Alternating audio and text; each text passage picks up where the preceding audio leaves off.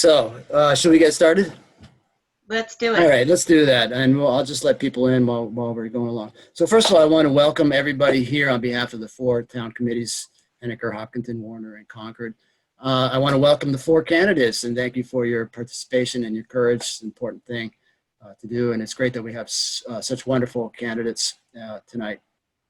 Paul Hodes, Becky Whitley, and Candace Bouchard, thank you for being here. I want to introduce our moderator, Chris Mueller from the Merrimack County Democrats. She's going to be running the show. 3 minutes each for that. So that's how it's going to work tonight. And without further ado, I'm going to turn it over to Chris. Go ahead, Chris. Thanks so much. We'll get started. Hi, everyone. I am not Wayne. I apologize, but I'm going to do my best. Thanks for bearing with me. I think that you don't want to hear from me, so I'm just going to turn it over to the candidates. Let's go alphabetical for opening statements and reverse alphabetical for closing statements. Does that sound good, everyone? Give me a thumbs up. That's perfect. All right, let's go. All right. First, alphabetically, for those of you who don't know me, I'm Candace Bouchard, and I've had the privilege and honor of representing Ward 9 of Concord in both the state legislature and on the city council. But first, I'd like to say thank you to our host, the local Democratic committees, and to our moderator, Chris Mueller. Thank you, Chris, and thank you to the host for putting this Zoom meeting together. Just, a little bit about me. My husband and I moved to the Heights about 30 years ago, a little over 30 years ago. We bought our house, we raised our son, and he attended public schools. And I was fortunate at the time to be able to spend time as a school volunteer in the schools. And it was that experience 30 years ago of volunteering in my son's elementary school where I learned firsthand the impact and the struggles of hardworking families, whether they were low income or middle income, whose wages just weren't enough to be housing or food secure. I realized back then, at that time, that the American promise of working hard and you'll be okay wasn't working then. It wasn't working before the pandemic, and it isn't working now. COVID-19 has exposed the weaknesses of our state and federal safety nets and healthcare system and energy policies, while at the same time proving our progressive values and agendas are correct. All workers are essential and deserve a livable wage, paid family leave, the need for affordable housing, access to affordable health care, and the importance of Social Security and employer retirement benefits. How clean our air is now without the pollution of carbon, showing the need for clean energy and what life looks like without pollution. Ever since I first started, I've been motivated by one thing and one thing only: to serve as a champion for the voiceless and the hardworking people and families throughout our communities who do everything they're asked of them, but still find it harder and harder to make ends meet, even though they are working harder and longer hours than ever before. I am a staunch advocate for increasing our minimum wage. I believe that the time is now for a paid family leave and that we should keep fighting for it no matter how many times it gets vetoed. And we need investments in infrastructure and public safety that benefit our region. We must push for more renewable energy, equality for all, and we need to be fierce champions for women's reproductive health rights. And I believe that person is me. Supporting policies for economic growth and budget accountability that creates opportunity for rebuilding the middle class and restoring stable, decent jobs is at my core. And my understanding of the State House can help me deliver real results on day one. I am now running to succeed to the State Senate, 2 people I admire a great deal, Senator Dan Feltes and former Senator Sylvia Larson. I've heard what will be the normal. I heard the anxiety in our constituents and our citizen voices. What will be the new normal? How will regular people survive? These are all on people's minds. Will the schools be safe?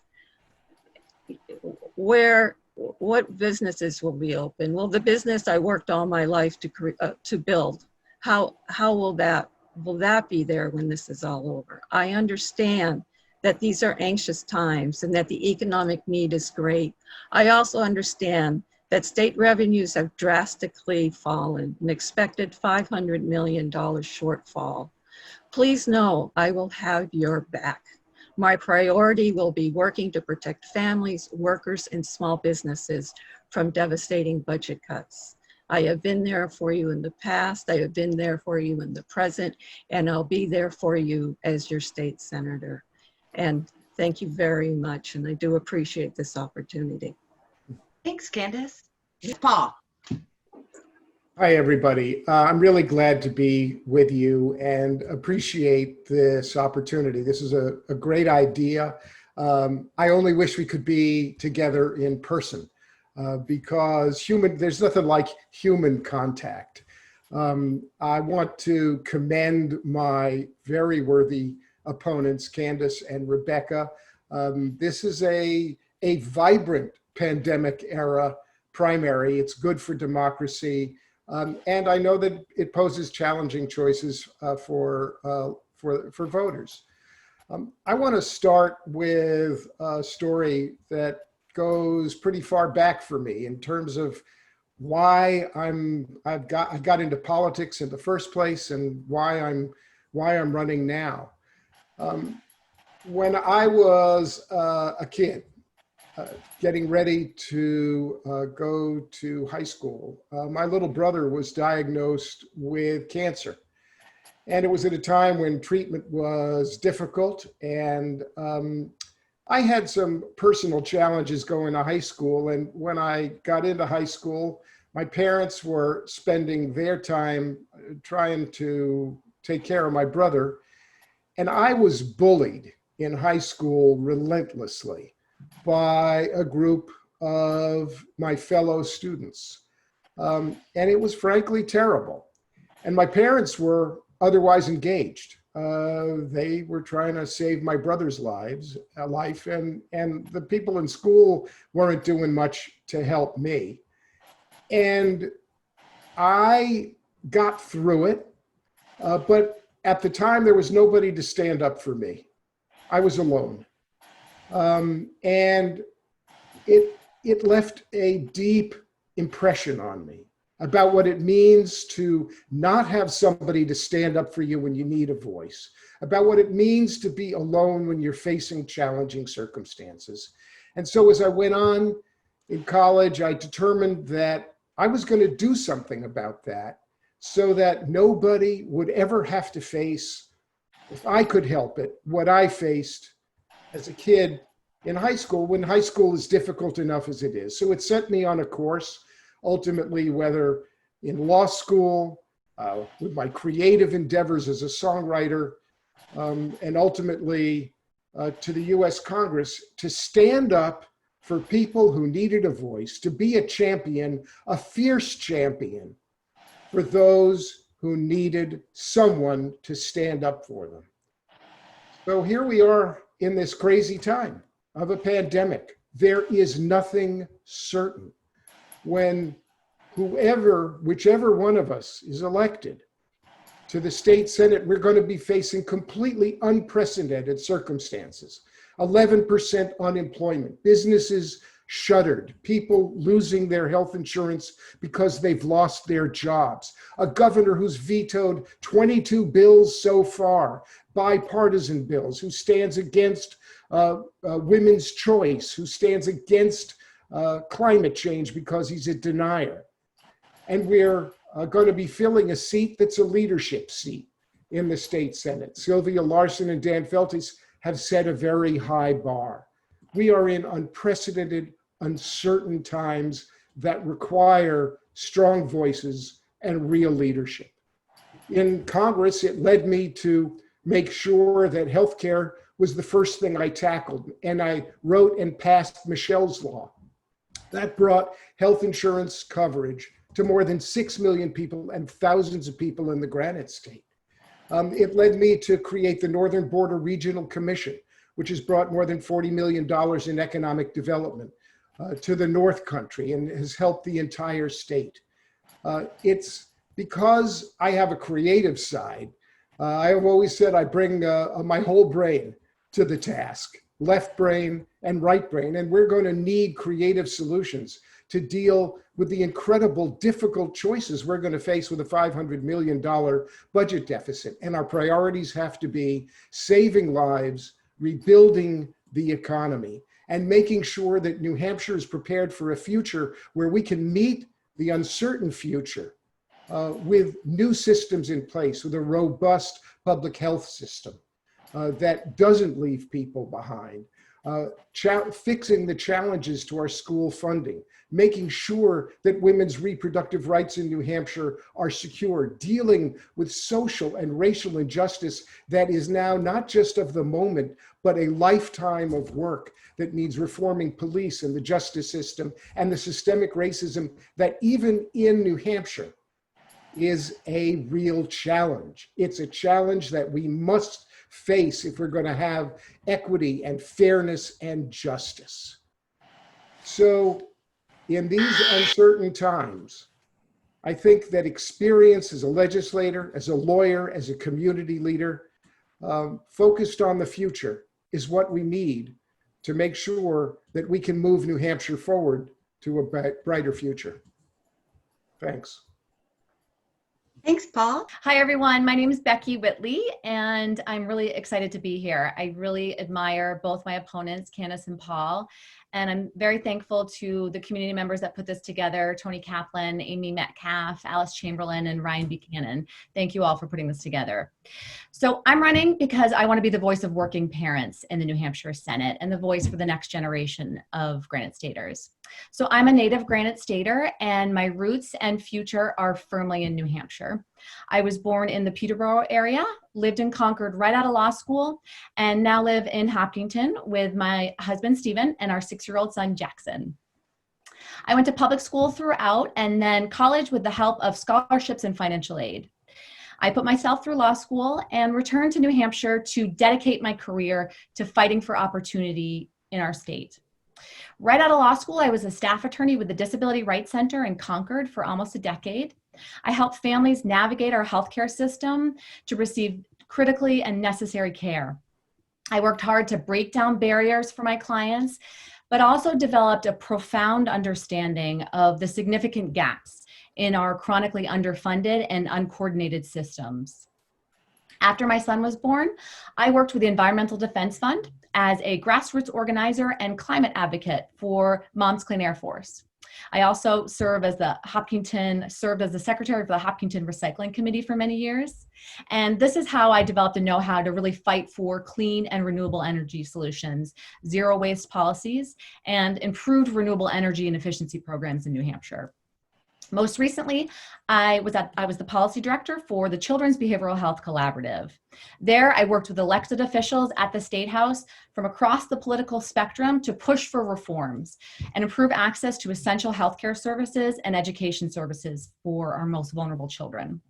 I was instrumental in the passage of Senate Bill 14, which transformed how New Hampshire serves our most vulnerable children and families. This bill increased services for children in crisis and improved the child protection system. So SB 14 brought close to $20 million to the child protection system and children's mental health system and much needed reforms. And we did that on a bipartisan basis, unanimously through both the House and Senate. As a mom and an engaged community member, I understand the importance of strong public schools to New Hampshire communities and to the future of the Granite State. I'm running because I'm committed to reimagining how we make a healthy New Hampshire for everyone, regardless of race, gender identity, economic status, or zip code. As a New Hampshire Senator, I will bring my deep public service experience, steadfast commitment to helping others, and hope to the office. This includes being a champion for reproductive health care in the face of relentless attacks on women's health care at the state and federal level. All across the country and here in New Hampshire, there are efforts to restrict access to critical family planning services and impose abortion bans. And there's simply no place for that in New Hampshire. And I will be a tireless advocate for expanding access to reproductive health care for all Granite Staters. We all know that the current public health and economic crisis has laid bare deep inequities in our state that we already knew existed: income inequality, housing insecurity, unequal access to healthcare and other health disparities, and disparities in educational opportunities. I think that we need to rebuild New Hampshire in a way that maintains our unique way of life, but is more equitable and inclusive and sustainable. We also can't afford in New Hampshire to move from crisis to crisis to crisis. Even before the pandemic, we were experiencing a mental health crisis, a substance misuse crisis, a child protection crisis, and a workforce crisis. That's why I believe we need to take a multi-pronged and intersectional approach to our COVID economic recovery. That means, one, we need to preserve and protect and build on New Hampshire's framework of support for our most vulnerable citizens and frontline communities. The data is already showing us that the ongoing crises are disproportionately impacting low-income folks, women, and communities of color. We have to keep this front of mind when we are rebuilding. Now is the time to support our most vulnerable citizens and frontline communities to avoid even deeper crises down the road. I also think now is the time to reform our tax structure. We need to remain steadfastly connected to our core values as Democrats and move away from a zero-sum budgeting process where we are forced to cut critical services and valuable state employees. Instead, we need to take an honest, fresh look at our potential revenue sources and do what we can so our most vulnerable people won't feel the significant impacts of our state budget cuts. In New Hampshire, we rely on property taxes, limited business taxes, and tourism-driven revenues to balance our state budget. We need structural change to our whole framework that currently places an incredible burden on property taxpayers and gives tax breaks to wealthy corporations. Crushing property taxes disadvantage older folks, younger families, working families, and communities of color, the very people we need to focus on to rebuild. We need a more equitable funding system. And the last thing, we need to build a clean energy economy. Building a clean energy economy means shifting New Hampshire's energy to clean, local, and renewable sources. This presents a tremendous opportunity for economic stimulus and great job creation. Reducing fossil fuel emissions will help our beautiful state, protect our beautiful state. It'll improve public health and address the climate crisis in a real way. I've always lived my values and I committed my career to public service, and I want to bring those values to the State House. As a former disability rights lawyer, climate activist, and child health advocate, I have the expertise, the tenacity to take on the toughest issues we will face, and the hands-on experience in creating systemic change. So I'm eager to hear from you and to work together, and I look forward to everyone's questions. Thank you. We got a bunch of questions, and unfortunately, I don't think we're going to have time to go through them all, but I picked 5 that I think will sort of hit on a lot of the topics that a lot of the questions were about. And the first question, why don't we start with Paul, because you were in the middle for the intros. The first question is, New Hampshire has followed the federal minimum wage of $7.25 an hour for 11 years. What, if anything, would you propose to do about this? And please be specific. The New Hampshire minimum wage is inadequate, and inadequate is an inadequate word to describe that minimum wage. I favor a living wage. I think we should be starting at $15 an hour. I think it needs to be indexed to inflation. I think $15 an hour is a minimum living wage. That's just it, and that's as specific as I can be. $15 an hour indexed to inflation. Okay, Candace, the same question. Thank you. I think the minimum wage, well, New Hampshire doesn't have a minimum wage. Following the federal minimum wage, it's criminal. I mean, we're the lowest in New England. Our surrounding states are $10 or more. So it makes that companies that do settle here, starting off at a salary of $10 an hour, seems like they're paying more than our minimum wage, but they're actually paying less if they settled in another state for a business. I believe we just keep putting our bills forward. We keep, as Paul said, at least a $15 minimum wage would still qualify a lot of people for social services. So $15 isn't really enough, but it's a start to get us on the ground to start moving forward. And I believe we work hard. We work hard as Democrats to elect, you know, a majority House, Senate, and governor. And so we can not only pass good legislation and start rebuilding an economy in a progressive way, but we also will no longer have to worry about a veto. So I think we work hard. I would bring in different partners, different groups that have business groups that have been naysayers and blocking the passage, and try to work together to find some kind of common ground to move us forward, because there's no reason our business community can't support a higher minimum wage if our surrounding states can. So I would be very tenacious about that. Thank you. Thanks. Okay. And Becky, how about you? Same question. Yep, I agree. Every Granite Stater should have access to a living wage, and one that can provide a decent standard of living. So we know that even before the crisis, New Hampshire families were experiencing real economic strains, and that working families, you know, weren't able to keep up with bills. And it's only going to be worse now. They're only dealing with more pressures. We are all dealing with more pressures. And costs continue to rise for working families, but wages are not keeping pace, particularly in New Hampshire. We need, as I said before, we need to put working families first in this recovery. And that starts basically with setting a minimum wage at a living wage of $15, and then supporting our small businesses by allowing a phased-in approach. I do think that we can get those businesses to the table with that phased-in approach, because this needs to be priority number one. And I also agree we need a different governor, because our governor just vetoed a very modest minimum wage bill. Thanks. Oh, all right. So thank you. Great answers, all of you. Moving on to the next question. We have, what should New Hampshire be doing differently in school funding? If you feel the state should be providing more funding, how should we pay for that? And why don't we start with Becky? You were last. Let's go first this time. Great. Thanks for that question. That's something that keeps me up at night as a mom and an engaged community member. I think that we need to make structural changes to the inequitable way that we fund our public schools. I understand the importance of public schools because I'm living it every single day as a mom in a small town.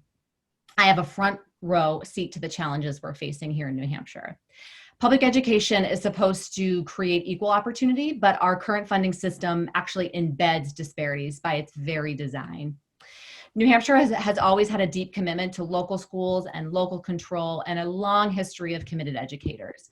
But we've been dealing with education funding for years, and it's time to do better. We need to increase state support for public education to support our local school districts and end divisiveness within communities. And we need to build on local communities' commitment to public education and give students and educators the tools and the resources they deserve. I think that supporting our public schools is the most basic way to protect our economic future in New Hampshire.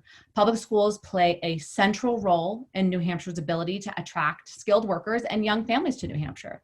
So again, that's why I think it's past time for structural changes to our education funding system that are more equitable. Our current system is not sustainable and has created disparities in access to a quality education. All New Hampshire children deserve the same opportunity to develop academically, socially, and emotionally, and all of our educators deserve our support, regardless of zip code. That means children in Berlin should have this access to the same quality education as children in Hopkinton. Local property taxpayers face greater and greater strains on their budget and budgets, and taxpayers are also not treated equally across the state. So I think we need to take a fresh look at our state's revenue problem, consider new revenue sources, and stop downshifting more and more costs to local communities. Thanks. Great. Okay. Candace, same question? Thank you. I too, a mother and my son who's no. a young adult, did attend public school, and currently I'm an aunt to 4 beautiful elementary school students who they live in different small towns. So I definitely understand the differences in education through different communities. And the property tax has been a problem in the state for years. In fact, when I first got elected, the property tax was an issue. And revenue streams, we keep looking at revenue streams.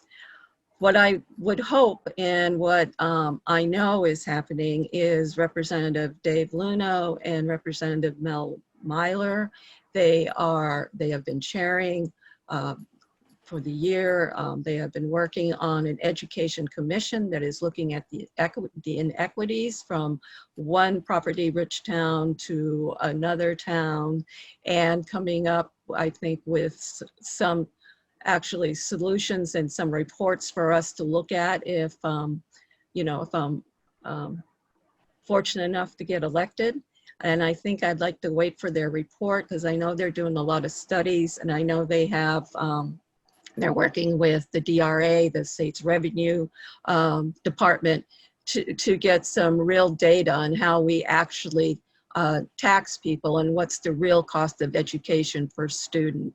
And I think once we get those numbers and what the real cost of education per student is for each town, then we can have a real conversation in the State House. Because what has happened in the past is spreadsheets come out and automatically you go to look, what is Concord getting? What is my town getting? Or what is my town losing? And that is really what we need to get away with. And so I'd like to, before I, say we should do this, we should do that, I think we ought to give this commission a chance to give us their report and then report back on it. But the report, whether you have children in school or not, I think we all care about a quality public education for every child in this state. I mean, democracy only works if our children grow up and are well educated. And I think we can move forward. The property tax, we can all agree, is crippling. It's not a fair way. And I think with that, I think the three of us can agree that this is a problem we've been working on for years. And I'm looking forward to the commission's report because they're actually looking at some new data. So thank you. Thanks, Candace. So Paul, same question. So before we get to policy, what underlies policy is values. And I'm not sure that as much as we may all agree that a strong public education system is the foundation for our future because it's about our kids. It is the foundation of democracy because it's about our kids and our future. If we ask the question, really ask the question, do we value our kids, their education, their health, and their well-being? As a question about values, some might give it lip service, but I think that at a deeper level, we have to ask that question and make sure that we get agreement on those basic values first, because the policies we have now certainly suggest that we don't value our kids and their education the way we should. The current tax system is regressive. The American Institutes for Research, which just have been testifying before the Legislative Commission on Education, have confirmed that we have a regressive tax system where those who earn the most pay only 3% of their income, and those who earn the least pay 9% of their income. The property tax system is crushing local taxpayers. The costs of education are going up. Take a look at what's going on in Hopkinton. It's tearing the town apart in terms of the ability to pay for an education and how people feel about what they should pay. So the current funding system for our schools is inequitable, unfair. It's producing inequitable outcomes where property poor districts students' outcomes are not as good as those in property-rich districts, and it's unconstitutional. So something needs to happen. We need an equitable funding system. The American Institute for Research apparently is telling us that if you factor everything in, cost per student with transportation, with special needs, with English as a second language. The cost per student is nowhere near the $3,600 the state is paying. It's more like $15,000. So we are going to need a new system which distributes state funds more equitably to meet the state's constitutional duty. And we're going to need probably new sources of revenue. I have proposed and will propose a public bank for New Hampshire, which aggregates municipal and state funds and invests New Hampshire funds for New Hampshire people. And we've got to get creative. I also think we could look at something like a securities transaction tax, so that those who can afford to invest in securities are helping to pay for education. It has to be properly regulated and directed towards education, but we can find other sources of revenue and then look at the property tax system as a whole and make structural change to make it a fairer and more balanced system. Great.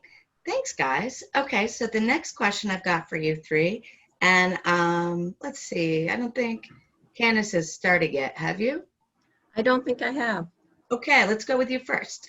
What is your plan to encourage more health insurance companies to offer New Hampshire residents affordable choices for individual healthcare insurance through healthcare.gov and the marketplace, the healthcare.gov marketplace? Well, through the marketplace, that's entirely a federal program. So I would encourage it, well, mostly entirely, I would encourage our congressional delegation to work on that and to help us make the changes that need to be made to get more insurance companies into that program. But I also think that we need to move away from where your healthcare, it follows your job. You know, we have to move away from, if you lose your job, you lose your health care. And I think the way we need to go is to expand Medicaid even more than we do now. It was disappointing that the governor vetoed the dental plan for expanded Medicaid. And I hope that we can bring that back next year. But I think with the federal program, we need to work more closely with our congressional delegation, and we need to work on a state level to be expanding our Medicaid program. And I think healthcare is one of the most important things for our citizens to have and not worry about, especially now in COVID, where, you know, you don't want someone who's sick not going to the doctor because they feel that they can't afford it, or they're stressed because they've lost their job and they can't afford to pay the COBRA. So I think we have a lot to do with healthcare, and I think we have to work on it from a both a national and a state level. But so that's where I am on that. I think we can do a lot more. Thank you. Paul, same question. So the first thing we need to do is get Biden and Harris elected. That is job number one, because they will be able to work with the existing Affordable Care Act to bring in a public option. A public option is what we had hoped we would have from the beginning, but unfortunately it didn't happen. But now we're with Biden and Harris's commitment to a public option. The public option will provide some real competition in the marketplace, which after all is a market-based, competition-based system. In addition to that, there are things we can do right here at home. For one thing, we can make sure we're supporting telemedicine, which helps lower costs for healthcare providers. We can make sure that our Medicare reimbursement rates are adequate. They are currently inadequate. And the governor is opposed to doing what needs to be done to increase Medicare reimbursement rates. We need, yes, as Candace says, to expand, make sure expanded Medicaid continues. We also need to invest and support a much broader system for our community health system, which can provide primary care, dental care, mental health and substance abuse care to a substantial population.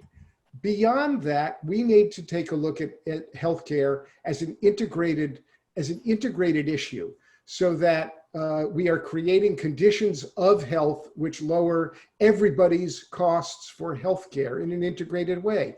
That means support for local farms. It means caring about the environment that we have so that we have clean air and clean water. We have high rates of cancer. It may be attributed to the radon in the water or PFAS in the water. We've got to make sure that our clean air and clean water and environment are a priority, along with our farm system, so that we know what we're eating.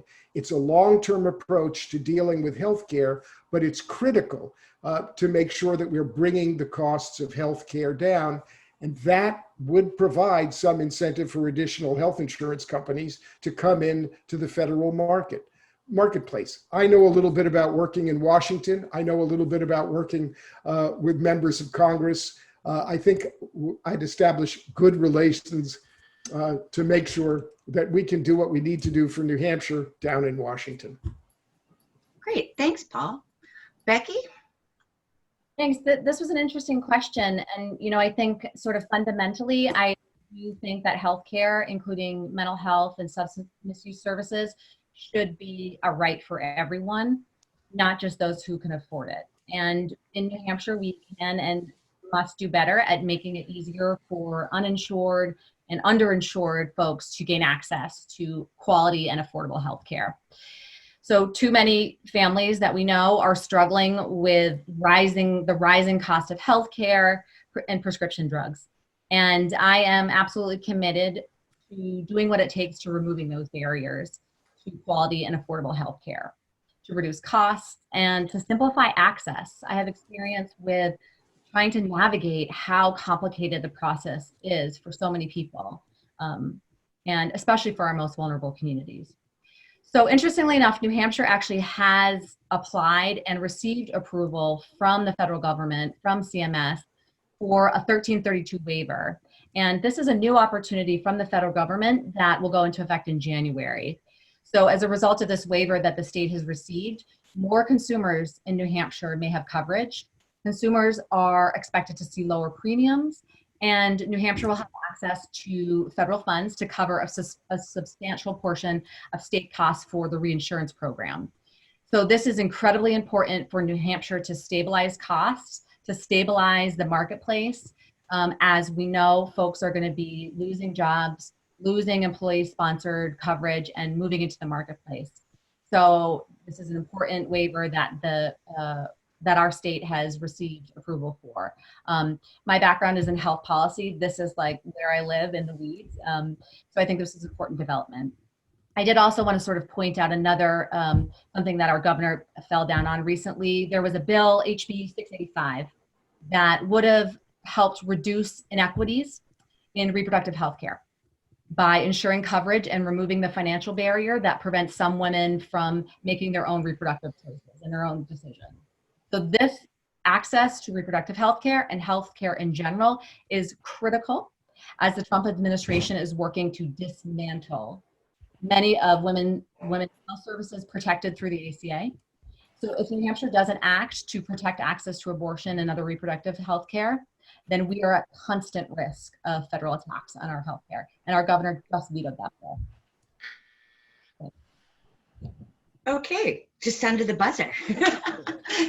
Thank you, great answers. So the next one I have for you that was submitted to us is, what specific actions have you taken to support the Black Lives Matter movement and their demands for police reform? Let's start with Paul on this one. You know, New Hampshire has changed a lot over the years. There are many languages being spoken in our high schools, especially in our cities. There is a whole new population of new Americans, and the killing of George Floyd was a shock to the system only because it was the latest horrible thing that was caught on cell phones. The discrimination and white supremacist terror that has been visited on Black and brown people in this country has been going on for centuries. And the revelation for many people that there is systemic racism is something now that is, I think, deep-seated. It's not going away. It's not just a matter of the moment.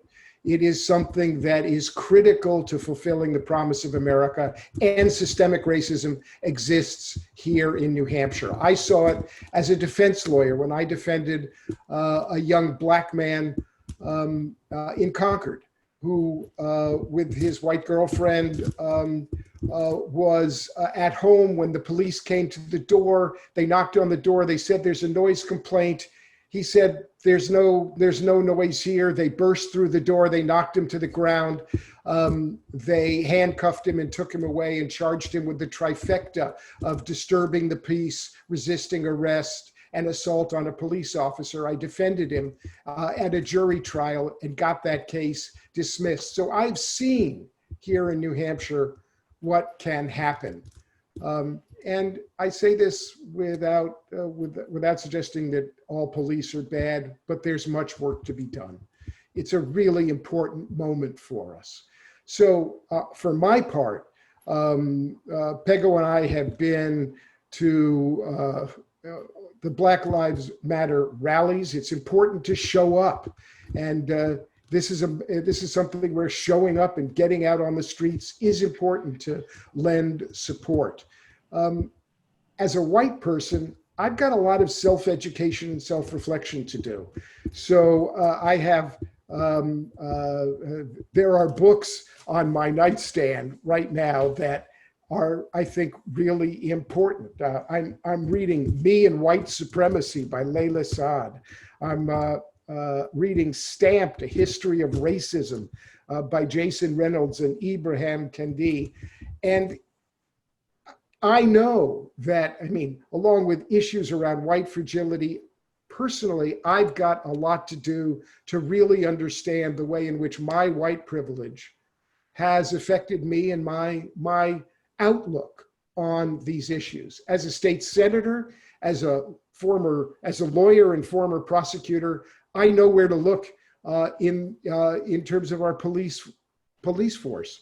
We've got to start with the training that goes on at the academy. We give a few weeks of training, and the manuals currently contain nothing about dealing with systemic bias or profiling, nothing in the training. In Europe, it takes years to become a police officer. So it starts at the beginning with training.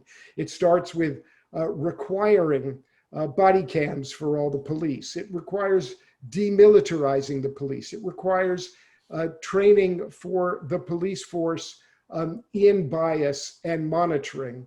And we've got to have transparency around police misconduct. All of those things are what are going to be really important as we move forward. And then we've got to move to the justice system and take a look at the outcomes and what's going on in our justice system in terms of sentencing, in terms of marijuana legalization and the disproportionate impact on people of color. All of this has to happen with new awareness about what has gone on in the country and what's gone on in New Hampshire that is changing rapidly, but is still a majority white. Okay, thanks, Paul. Try to keep it to under 3. I just urge the candidates to try to keep your answers to under 3 minutes or 3 minutes, please, in the future. Good call. Okay. All right, so Candace, same question. Thank you. Well, I've been showing up. I've been showing up before the horrific murder of George Floyd and the protest and the awareness that has happened since that murder with Black Lives Matters. I, for years, have been working in my community in reaching out. I have worked to I heard and listened to my community, the Change for Concord. I've I heard them, listened to them, and advocated for them to get 2 nights a week where they can play soccer on the fields, because the fields were booked at night and they didn't have time to play soccer. So they get 2 nights a week now that they can play soccer on those fields.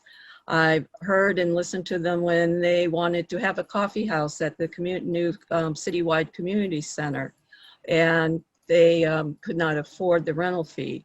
I worked with them and advocated and worked with city staff, so they were able to have a coffee house at the citywide community center, and it would have continued except for COVID.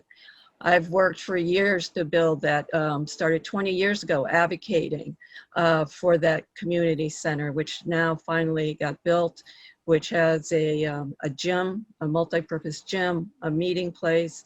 It also has rooms where English as a second language can be taught, and where they don't have to pay a prohibitive fee to use a room to teach those classes. The community center also, before COVID, had a satellite library. So those who live in the area could come to the library and also use the computers there.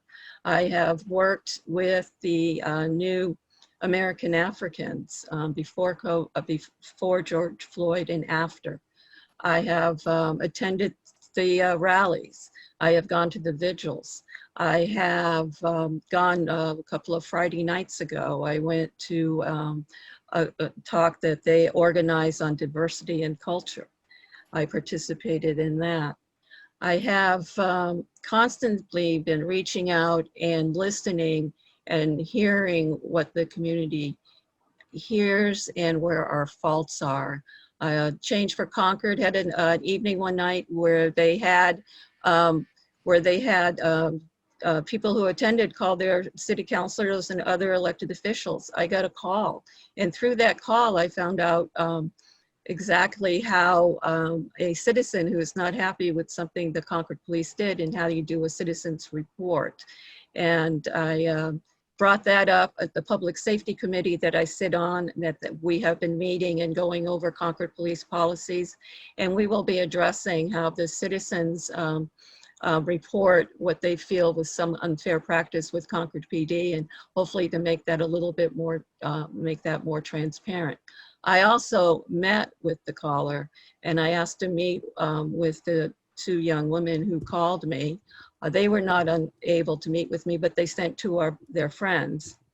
And we sat and we talked, and I heard their stories, and hearing their stories, and hopefully them feeling they have someone they can talk to who is listening and that will advocate and work to break down this systemic racism that we have, is something that I've been doing all my life. And I think, I know I will continue to do this. And I think I have a good relationship, and being in a very culturally diverse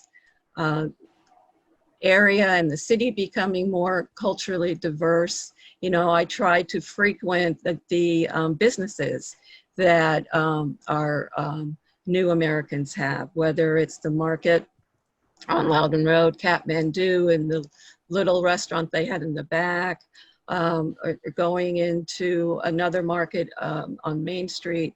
All these things I think help, and I think just reaching out and listening, and then working on the city level with the public safety committee, and working with the police department to make changes to problems of systematic racism, not only in our police department. And I'm not saying we have it, but I think you have to look at it, because you don't know unless you look at it. But I think it has to be addressed in all our contact, and all contact where we interact with the public, and when we interact with each other. So that's who I am. That's what I've been doing for the last 30 years. So Great, and I continue to do more. Thank you. thanks. And I Okay. do, and one thing, and I do agree that Lori's list should be made public. So That's an important one. yeah. Okay. Last but not least, same question. Thank you. Thanks for this question. And I think this is on the forefront of so many people's minds. I agree systemic racism is a deep-rooted issue in New Hampshire and our country. It's destroying lives and communities and frankly our planet also. So, I have been really happy to see all the incredible rallies and vigils and marches all around the state for the past several months, and have been lucky to take my family to all these events. I brought my 6-year-old to many of these events, and it has allowed for difficult but important conversations that frankly should have happened a really long time ago with him.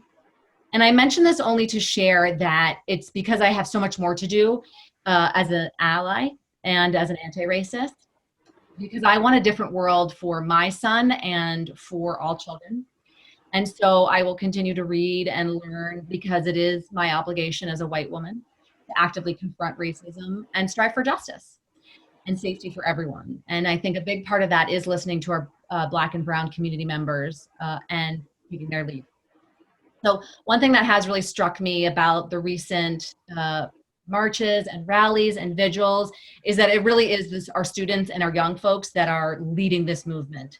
Similar to the climate justice movement, they are leading this movement, and it's our obligation to follow them. They are showing us a better way. So we have incredible leaders in Concord, in the Change for Concord group, who have been doing work in the community for years, even before the most recent rising national consciousness of systemic racism. They've raised important issues in the community, improvements to Keach Park, and the need for more social workers in our Concord public schools. And in particular, they recently suggested that not only do we need more social workers in our Concord public schools, but we need social workers that are deeply connected to the New American communities. And they've also been saying, we need to reduce police presence in schools, because they know, and the data shows, that police presence in schools has been shown to increase the school-to-prison pipeline for children of color.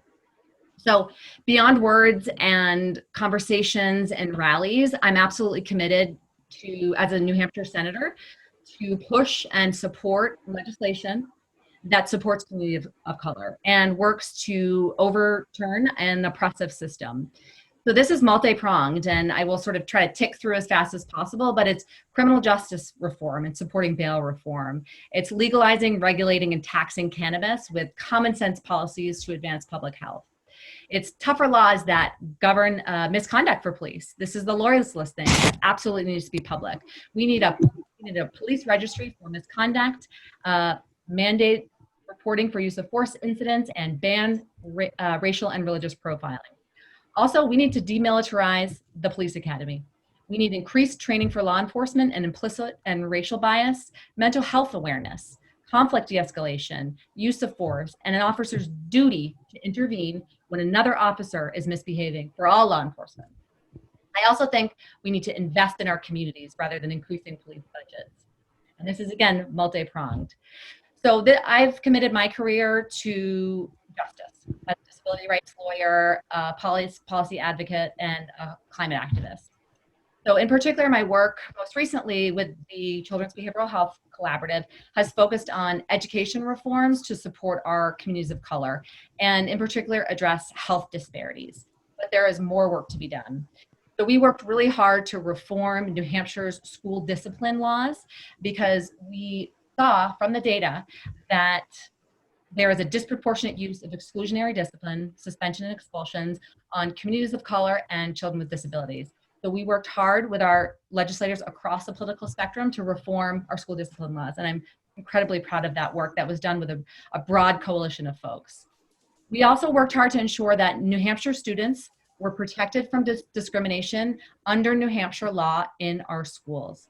So that is something that I'm proud of, being part of that coalition that got that done.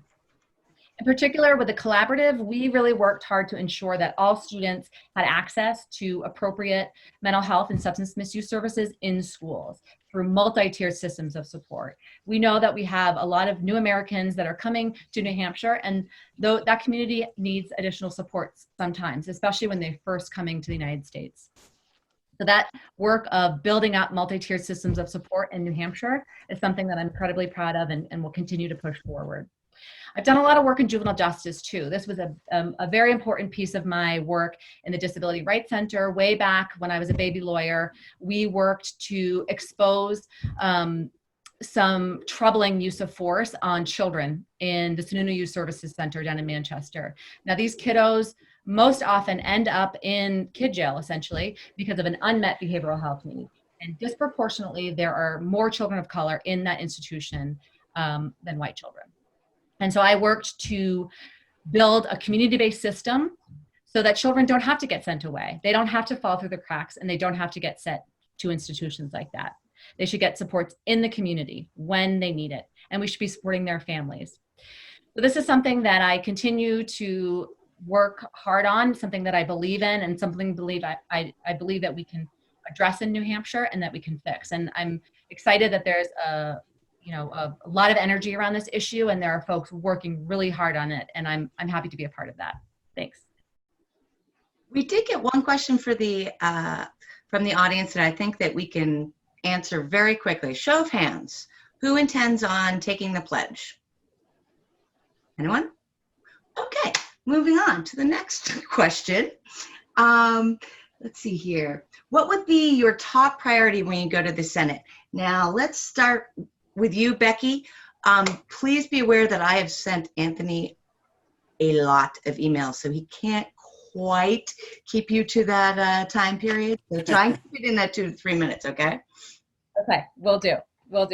So I sort of alluded to this framework in my opening, but I think that we really need, the first order of business is going to be a multi-pronged and intersectional approach to COVID recovery.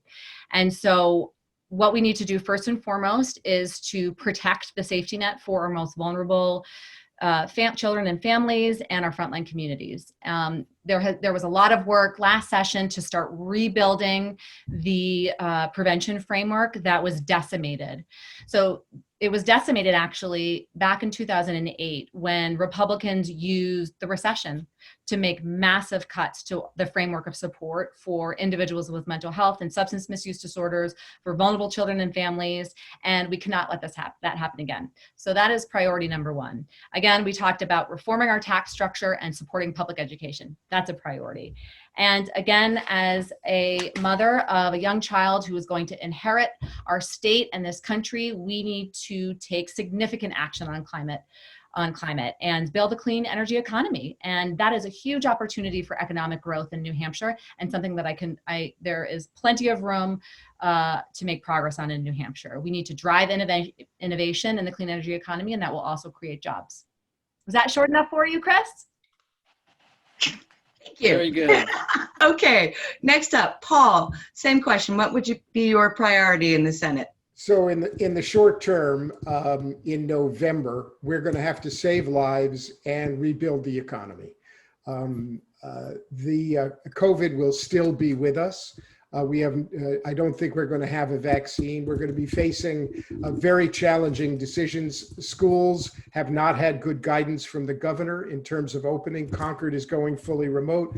The other schools in our district are all planning some kind of hybrid approach. I'm concerned that we're going to see a new wave coming in the fall. And I don't think at the current time we have a governor who really understands how to deal with that, and the legislature and the Senate are going to have to stand up and make sure that we have a very clear and strong policy to save lives. We're going to be facing a housing crisis in terms of people being evicted. We don't know what kind of help is coming from the federal government. The state is going to need to take strong action to deal with that housing crisis. So between the short term of housing, health, dealing with our kids, that's going to be priority number one. In the longer term, clearly the climate crisis is an existential crisis. It's also the way for a long-term recovery. A New Hampshire Green Initiative means jobs. It means new industries. It means rebranding our state as a progressive place as we transition from a fossil fuel economy to a clean, green economy. rebranding is a place that people want to be. It will attract and keep young people. It will lower energy costs for businesses. We've got to make sure we expand net metering. We've got to modernize our PACE legislation, which incentivizes private investment in green infrastructure. And my idea for a public bank is also to allow private capital to come in and leverage that private capital for new green infrastructure. We've got to take a look at our built environment and take an aggressive approach to tackling climate change, because it's not only important for the planet and our future, but it makes good economic sense for New Hampshire. So for me, tackling climate will be a high priority. Great. Candace? Thank you. My priority is going to be the budget. This budget is going to be worse than the Great Recession. If the $500 million shortfall we're looking at now, and the governor already asking agencies, and depending on the agency, to make anywhere from a 5% to 20% cut in their department, it's going to cause a lot of pain. So my priority is going to be to strengthen the social safety nets, to have a priority of protecting working families, to protect workers, to protect businesses. Budgets are all about priorities. Budgets are all about what gets cut and what doesn't get cut. And I think COVID has given us an opportunity to build a more progressive state, that we can make cuts that aren't cuts to business taxes, that we can work to build on a green economy, that we can work to strengthen safety nets, where we saw how important the essential workers are, and yet we don't pay them enough. And I think Washington, D.C. has proved that even with $15 an hour, people aren't paid enough by giving everyone who was collecting unemployment insurance an extra $600 a week. I think we have an opportunity, but it's going to be tough, and I don't think it's going to be a short-term problem. In the meantime, in housing, people, the numbers that they expect for people to be homeless, it's expected to explode. So I think we're going to have problems going forward. And I think we can use the time to look at new revenue streams. I didn't raise my hand for the pledge, because I think we can look at new revenue streams, and we can take this opportunity to see what works best for New Hampshire. But at this point in time, I don't think we can put an income tax on people who don't have an income. We can't do a sales tax. We can do all these things. It's not aggressive. A sales tax is regressive, but I think we need to study it. And we certainly need to come up with a way for property tax relief. But my priority will be protecting state employees, their benefits, retiree benefits. In the Great Recession, we cut those retiree benefits. We push costs down to the cities and towns, which only had cities and towns raise their property taxes. But there are things we can do by looking at existing laws, existing laws that might be holding back developers from building affordable housing. This is an opportunity that we can go forward with. I strongly disagree with the state bank. I think a state bank has been studied 5 times in New Hampshire. It's been defeated all 5 times unanimously by both sides of the aisle. They're not FDIC protected. They put taxpayers at risk. We have banks, we have good banks in New Hampshire. We have good community banks in New Hampshire. They pay taxes. And I know there's one public bank in the country that started over 100 years ago. It's unique in North Dakota. California has passed legislation for a public bank. It went up for a vote in the city of Los Angeles. They voted it down. I don't know how in the time of COVID, we're going to come up with the startup cost of at least $50 million to start up a public bank. And we don't see a return on that money for another 20 years. And especially when the interest are so low on banks. So I disagree. I'm glad to look at the idea again, but I don't want to put, especially at this point in time, taxpayers at risk. And and for the cannabis industry, Massachusetts has Century Bank that will take cash deposits for cannabis. And in Congress has passed legislation to work so banks can take money, and it's in the Senate and it's expected to pass. So I appreciate the creative thought, but of a public bank, it's not something that I would support. Thank you. Sorry, I went over my time. Chris, can I reclaim my time? I think I had a little balance left. So I just want to respond because it's interesting that this is the first issue that we've had some serious disagreement on, and I welcome it. I think we need to get creative about our revenue sources. And while others may have failed to figure out how to do a public bank or an appropriate investment trust, I think it's actually something that on a bipartisan basis will appeal to people in New Hampshire. And everywhere I go talking to people about it, folks are very enthusiastic about the idea.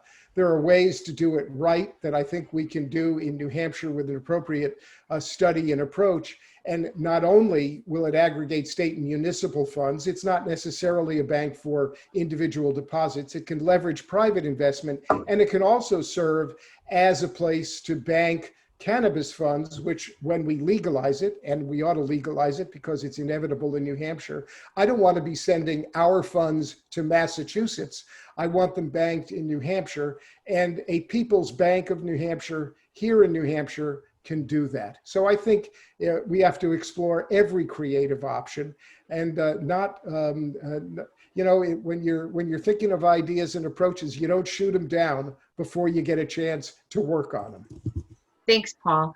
Just to be fair, Becky wanted another word on this subject as well. Yeah, I just want to just expand on the pledge question, because I think we're getting a few more questions about that in the chat. And I appreciate that, because this is where we are. I think we all agree that we cannot afford to balance the budget on the backs of property taxpayers. It's not sustainable and it's not fair. So I would absolutely consider a state income tax as part of broad structural reform to our tax structure. I think that other sources of revenue, they all need to be on the table. A sales tax, relooking at capital gains and business taxes. Right now, we're giving major breaks to very wealthy corporations on the backs of New Hampshire property taxpayers. That's a huge source of income we need to look at. And again, sales from legalizing and regulating cannabis. That's another source that we can do in New Hampshire, and we can do well with strong public health protections. I also think, there's always a lot of talk in New Hampshire about gambling and gaming and doing that kind of thing to balance the budget. And I think as a public health advocate, I absolutely don't think we should be balancing our state budget through gambling. So I know there was one question that was Becky, no, you don't get to answer every question in the chat. There are way too many. What we're going to do, I think, is we'll take a list of all the questions that didn't get answered. We'll send them out to all three candidates. And give you the opportunity to post them or tweet them or whatever you guys would like. Who did you support in the Democratic presidential primary and why? Okay, real quick, let's start with Candace.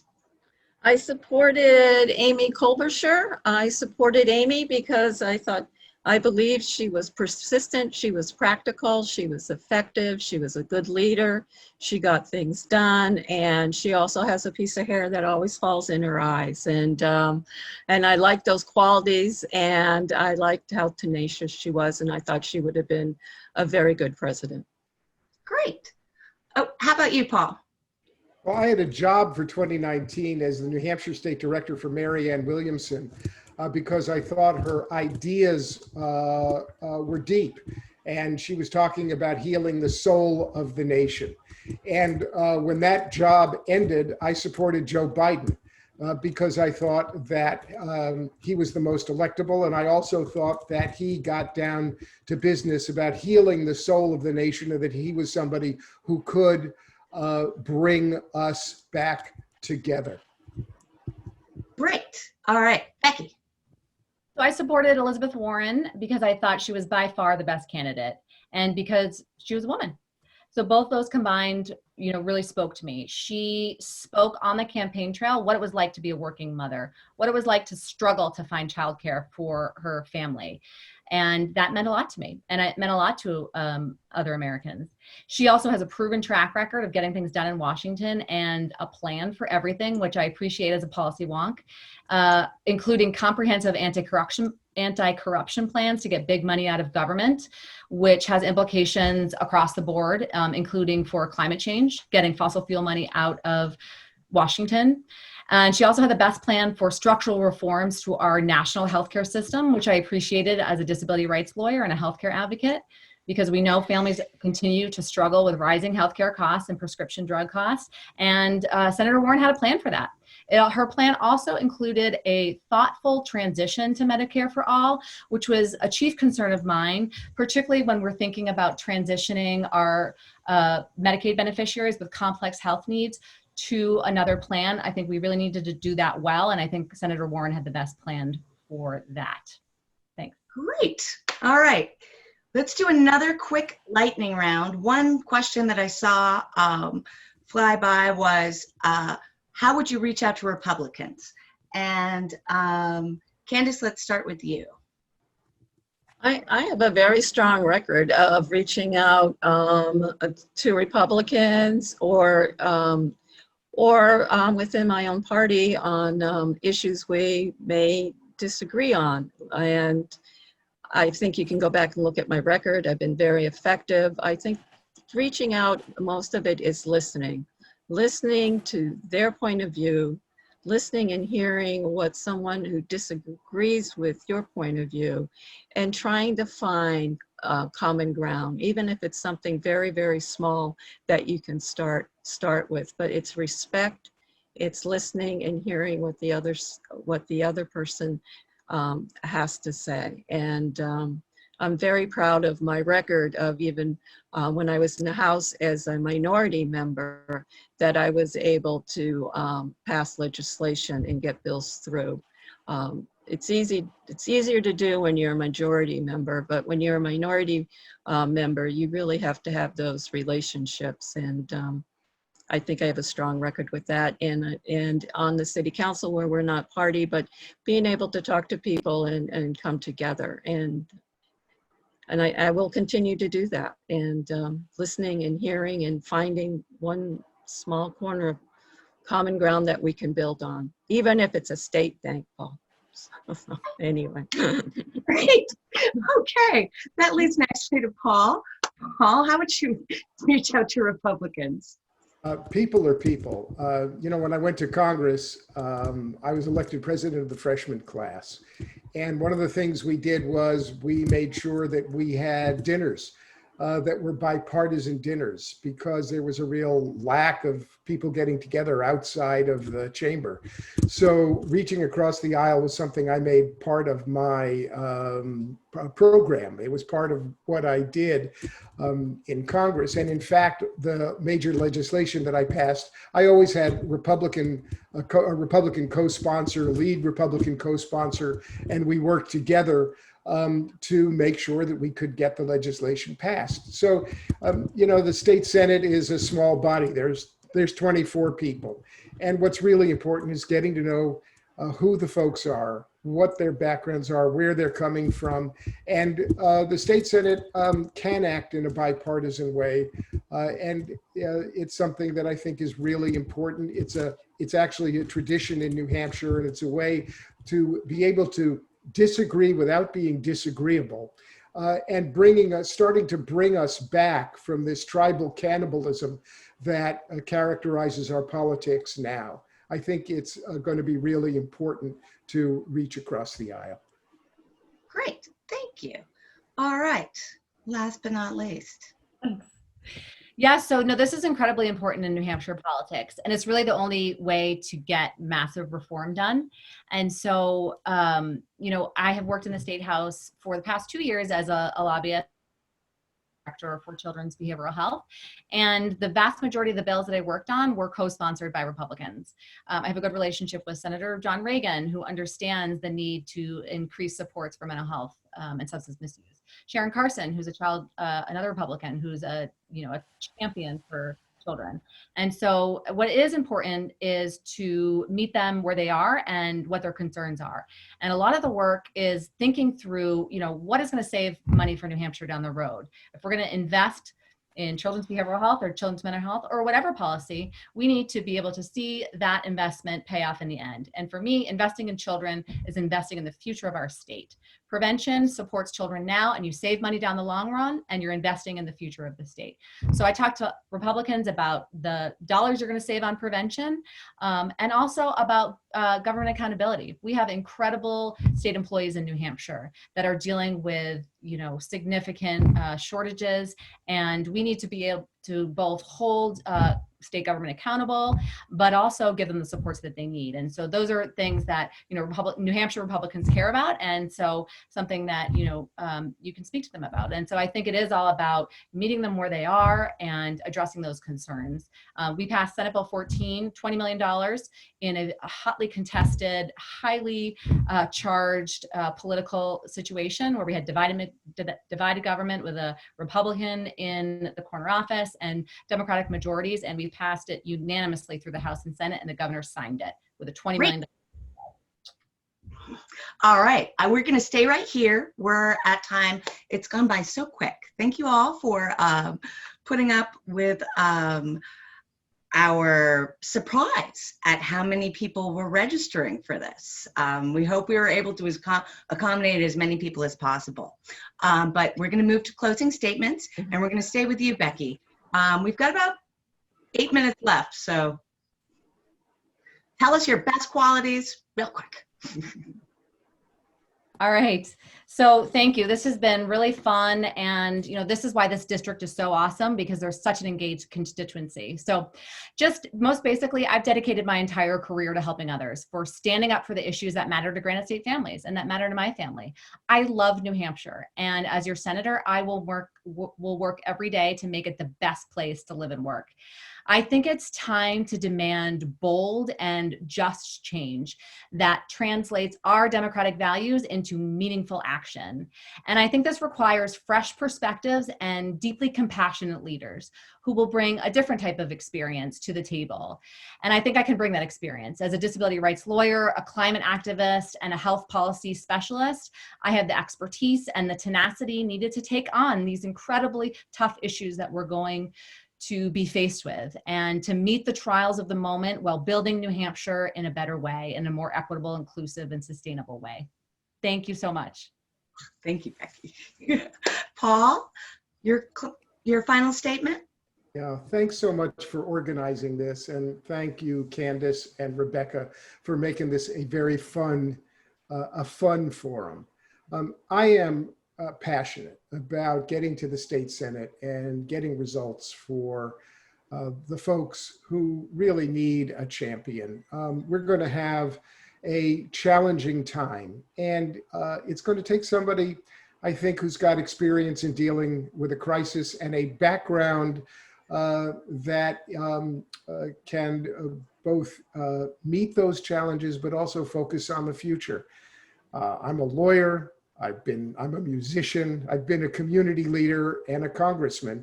And I was a congressman at a time of great financial crisis and helped steer the nation through that crisis.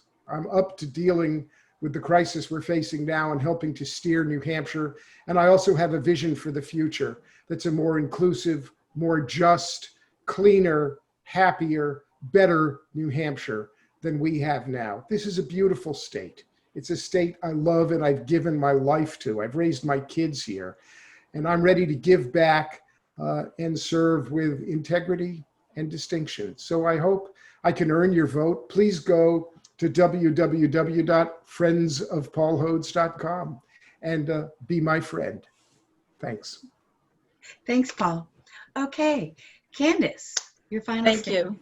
And thank you once again to the host. Thank you, Chris, and thank you to my opponents, Becky and Paul. This has been an enjoyable and engaging evening. I think my qualities are that I've been here. I've been working, I've been doing the job for 30 years, whether as a volunteer, whether as being elected 8 times to New Hampshire House and serving in leadership roles and on my work in the city council. And I'm proud of my reputation as a champion for those who sometimes slip through the cracks and for those who need a hand up and for those who live uncomfortably close to the edge. And I'm proud of the work that I've done and the accomplishments I've done. You know, some ideas maybe seem fresh, but you know, green energy. In 2009, I was chairman of the county delegation, and J.D. Concord, Warner, a wonderful man, who's passed away, but a wonderful man who was chairman of the county delegate commissioners. We put forth building a state-of-the-art nursing home. It became award-winning. But that nursing home is also very green. Back in 2009, we put geothermal in that nursing home. That nursing home is heated and cooled with geothermal. So I've been working, you know, to be green, to give people a hand up, to make changes, positive changes in people's lives. And I've been affected on that. And I've been involved in the disability world, but on a different end. My mother had MS. She had she suffered from a very advanced MS. She could barely move. And I know what it's like to have to navigate that system and have to navigate trying to get health care, and what it's like when you really don't qualify for anything because you make too much money, but you don't make enough to pay for all the aids and help you have. So I understand that world, and I've worked to make things better. And so I hope that you will see that that I have will focus on providing you and those in need with a safety net while simultaneously working to build a more vibrant and green New Hampshire that works for everyone. And I'll always have you and your families back, and I ask for your vote, and please vote for me, Candace Bouchard, on September 8th. Thank you. Thank you to all 3 candidates. You've just been wonderful. And I especially would like to thank our hosts, the Concord City Democrats, the Henniker Democrats, the Warner Democrats, and the Hopkinton Democrats. And before you go, if you have any questions about absentee voting, please go to voteinnh.org. Thank you all for joining us. It's been a great night.